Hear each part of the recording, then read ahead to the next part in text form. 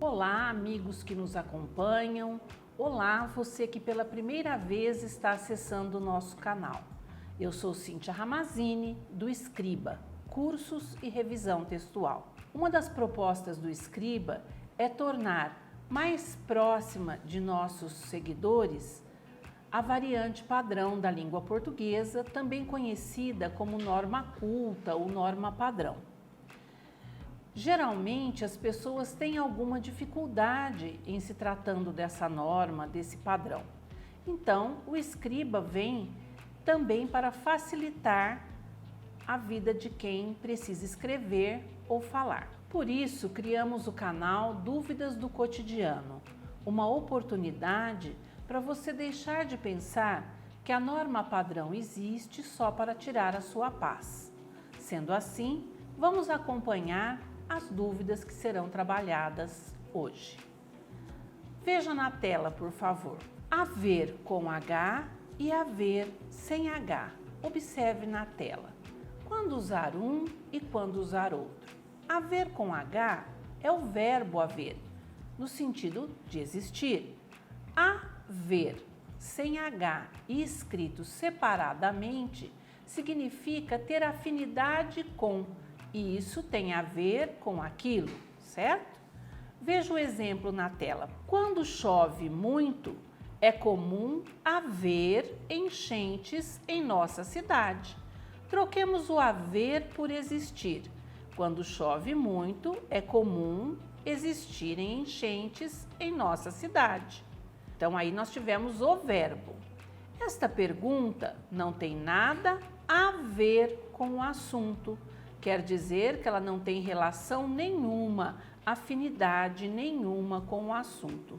Então, haver verbo tem o significado de existir e haver separado e sem H tem relação com afinidade, ter afinidade com. Duas outras expressões, uma outra dupla que causa muitos problemas. Haja com H e haja sem H. Haja com H, verbo haver. Haja sem H, verbo agir. Vamos ver? Acompanhe na tela. Mesmo que haja alguma dificuldade, aprenderei a distinguir haja do verbo haver de haja do verbo agir. Novamente, o haver significando existir. Mesmo que exista alguma dificuldade, aprenderei a distinguir, ok? Outro exemplo aí na tela. Para que o problema seja resolvido, é preciso que a administração haja imediatamente. Do verbo agir, pratique uma ação imediata. Então, acredito que com isso você já tenha aprendido a distinção. Haja com H, existir, haver. Haja sem H, do verbo agir, praticar uma ação. Ok? Vamos a mais um? Vejamos mais uma dupla que costuma causar muitos problemas. A dupla perda e perca. Perda é substantivo. A perda, uma perda. Então, quando eu posso colocar a, uma, antes da palavra, lembre-se de colocar o de, perda. No caso de perca, é verbo. Vamos ao exemplo na tela? Não perca tempo, acabe já com sua dúvida. Veja, é o verbo, não perca, perda de tempo, né? Não perca o tempo, é do verbo perder. Não perca tempo, acabe já com sua dúvida. Acabe com a perda de tempo usando nossas orientações. Observe que antes da palavra perda apareceu o artigo a. Então, se ela vem precedida de a, de uma, o que nós devemos fazer? Trocar o C pelo D. Então, em vez de perca, nós usamos perda. Outra dupla que costuma também causar alguma dificuldade é a dupla discriminar e discriminar. Discriminar com i significa separar as coisas, ou mesmo agir com preconceito, distinguir por meio de preconceito. Já discriminar é retirar um crime, absolver de um crime, ok? Veja o exemplo, por favor, na tela. Você já sofreu algum tipo de discriminação por ser mulher? Observe essa discriminação com I. Ser tratada de forma desigual por causa de algum preconceito. Então, por isso que se pergunta aqui se a mulher já sofreu algum tipo de discriminação por ser mulher.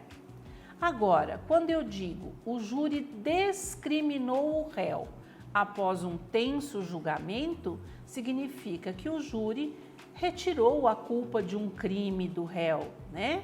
O júri absolveu o réu após um tenso julgamento. Então, não confundamos mais discriminar com discriminar. Por incrível que pareça, há pessoas que falam até em discriminação racial, quando o correto é discriminação.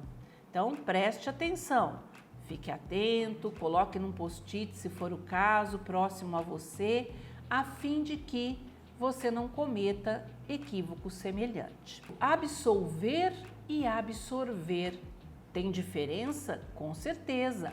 Absorver é reter líquido, sugar um líquido, enquanto absolver é soltar, retirar uma culpa.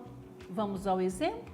Os padres ouvem as confissões dos fiéis para absolver seus pecados, para retirar deles os pecados. Em uma aula expositiva, nem sempre é fácil absorver todo o conteúdo. Ué, conteúdo não é líquido? Não tem problema. Nesse caso, é reter o conteúdo. Absorver no sentido de reter. Compreenderam? E assim, pessoal, devagar e sempre, vamos nos apropriando das normas da língua portuguesa. E aquilo que aparentemente parece uma pedra no sapato pode ser apenas um pequeno desafio. Até a próxima!